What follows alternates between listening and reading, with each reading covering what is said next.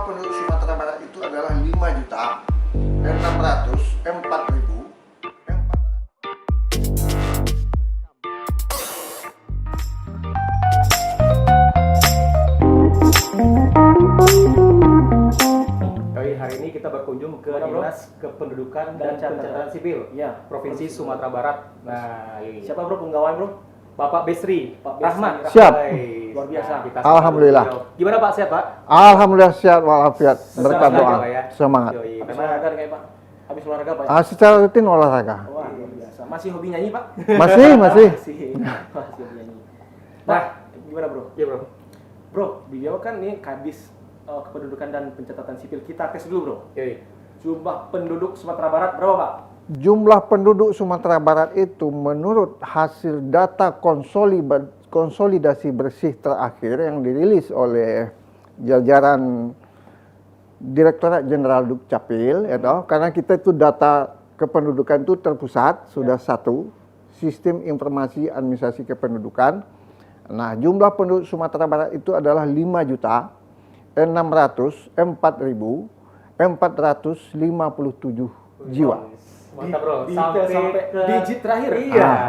Biasa, Beliau ini mumpuni bro. Iya. Sebagai kepala dinas provinsi ya. Bisa diakui beliau Bisa sebagai diakui, ya. kepala dinas ya. Nah Siap. Pak, ini ya Gimana, pastinya bro? luar biasa sekali Pak Bes. Kita panggil Pak Bes ya. Bro. Bro, silakan bro.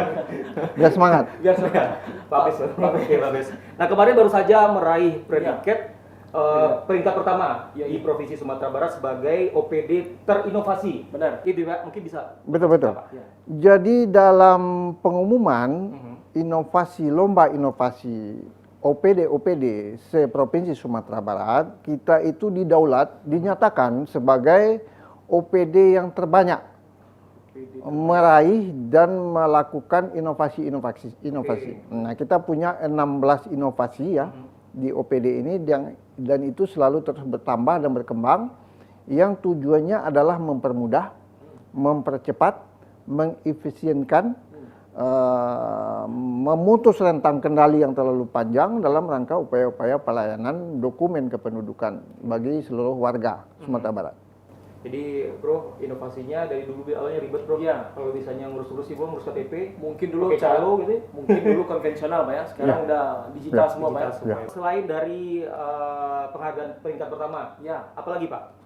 Nah, selain juara pertama dari jumlah inovasi terbanyak, kita itu dalam skala provinsi, dalam skala nasional, kita dinyatakan juga sebagai provinsi dari 34 provinsi sebagai juara satu provinsi terbaik dalam melakukan 10 indikator kinerja Dukcapil. Jadi itu dirilis oleh Kemendagri, Executive Dirjen Dukcapil.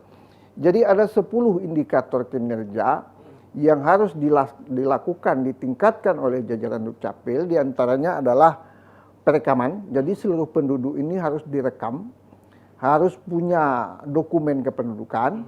Nah, kita itu sudah mencapai persentase lebih dari 97%.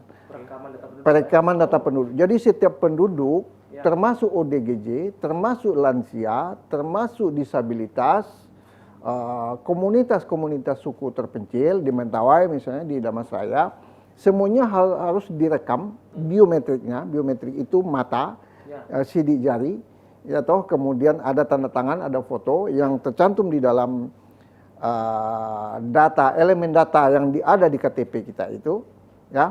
Itu harus dilakukan dan itu sudah mencapai lebih dari 97%. Itu perekaman. Kemudian kepemilikan KTP, kepemilikan KK, akta kelahiran, akta kematian, surat-surat keterangan dan lain sebagainya. Kemudian juga ada di situ inovasi-inovasi yang dilakukan, kemudian layanan-layanan yang dari 19 kabupaten kota itu yang sudah melakukan layanan website, layanan dengan WA, ya. Itu semua didata dan dikalkulasi sehingga itu dihitung dengan skor tertentu atau metode tertentu, dan kita dinyatakan oleh pusat itu sebagai yang terbaik dalam melakukan 10 indikator kinerja itu bersama ya Provinsi Lampung, Jawa Timur, dan Kalimantan Timur. Itu berada di level paling tinggi, di level keempat. Nah, di level paling tinggi itu adalah kita. Kita nomor satu. Yang lainnya di bawah itu. Jatim, Kalimantan Timur, dan Lampung. Kita juara satu ya, Pak? Kita juara satu. Nah bro, berarti bisa dibilang hampir 100% ya Pak ya? Alhamdulillah. Jumlah penduduk di Provinsi Sumatera Barat sudah terdata di Dukcapil. Alhamdulillah. Nah ini mengenai tadi Bapak bilang pelayanan. Kalau misalnya provinsi ini langsung kita bersentuhan dengan masyarakat Pak? Nah, kita di provinsi ini adalah yang melakukan tugas koordinasi, evaluasi, penguatan, kemudian sosialisasi, bintek, pengawasan dan lain sebagainya terhadap penyelenggaraan tugas Dukcapil dari 19 kabupaten kota kita.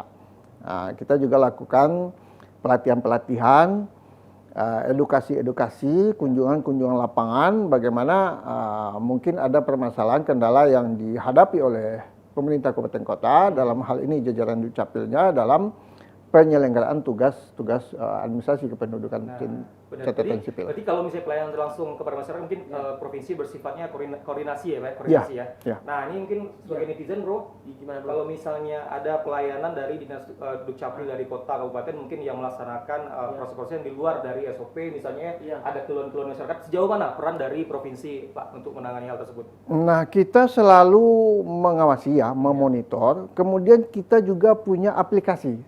Satu aplikasi tertentu yang terkoneksi dengan aplikasi layanan di kabupaten kota. Di situ kita bisa melihat dan memantau layanan-layanan yang dilakukan oleh kabupaten kota. Apabila ada yang terlambat, ada yang bermasalah, terjadi penumpukan misalnya kita bisa monitor itu dan kita hubungi. Kita kontak kabupaten kota yang bersangkutan, kapan perlu kita datangi, kita datangkan tim IT kita ke situ untuk memperkuat, membackup agar pelayanan itu bisa dilakukan dengan cepat. Jadi ada peran dari pembinaan dari provinsi sendiri ya Pak ya? Sebagai contoh misalkan Pak, misalkan daerah atau kabupaten kota yang memiliki jumlah penduduk yang banyak, misalkan Padang, dan itu provinsi juga support berarti Pak? Karena pernah kita lihat Pak, di halaman depan itu, betul. Itu dalam rangka apa itu Pak? Ya, jadi kita juga punya program, salah satunya adalah Pekan Layanan Dukcapil. Nah, jadi kita memantau, monitor kabupaten-kabupaten kota yang keteteran begitu ya. Contohnya Kota Padang tadi, Kota Padang itu punya penduduk lebih dari 900.000 jiwa, 910.000 jiwa lebih. Tentu saja memang kita pantau di kantor Dukcapil itu kadang-kadang banyak antrian karena banyak penduduk yang mengurus dokumen-dokumen Nah, kita cari hari dan tanggal tertentu, kita koordinasikan dengan Kota Padang, karena penduduk itu pada prinsipnya kan adalah penduduk salah satu kabupaten atau kota. Nah, pasti dokumen kependudukannya berada di salah satu kabupaten atau kota yang ada di Sumatera Barat. Nah, Kota Padang kita koordinasikan sedemikian rupa, kita cari hari dan tanggal, kita lakukan pelayanan di sini. Nah, kita hadirkan perangkat IT dan SDM dari Kota Padang, dibantu dan di backup oleh provinsi, dengan tenaga-tenaga kita juga yang ada, melakukan percepatan. Jadi kita menambah pintu masuk kalau banyak antrian di Padang, salah satu pintu masuk kita buka di sini, kita lakukan juga layanan itu di sini, berkoordinasi dengan Kota Padang untuk mempercepat, mempermudah dan mengefisienkan layanan itu. Jemput bola, namanya jemput bola. Berarti data kependudukan udah oke, berarti kita siap menyambut event-event yang akan dilaksanakan nanti Bun di tahun depan. Siap, insya Allah. Kesiapan berikutnya, bagaimana sih kesiapan dari Dukcapil untuk menyambut Pilkada, Pilpres serentak ya 2024, nanti kita beralih ke segmen berikutnya.